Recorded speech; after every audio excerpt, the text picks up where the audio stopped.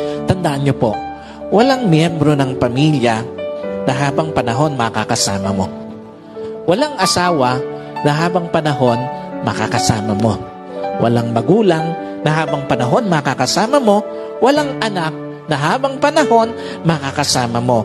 And at the same time, wala din namang kapatid na habang panahon makakasama mo. Meron lang itinakdang panahon ang Diyos para makasama sila sa buhay mo. Meron lang itinakdang panahon ng Diyos para ma-enjoy mo yung mga panahon na makakasama sila. Bawat panahong kasama ang pamilya, pahiram ng Diyos. Bawat panahong kasama mo sila o bawat araw na kasama mo sila, kabawasan yon sa panahong makakasama mo sila. At bawat sandali na lilipas, palapit ng palapit yon sa pagtatapos ng pahiram na panahon sa iyo ng Diyos. Kaya hindi dapat sinasayang panahon para sa pamilya, lalo na sa pagtataniman ng sama ng loob, lalo na sa pagkakait ng pagpapatawad, at lalong-lalo na sa paggagawa ng yaman.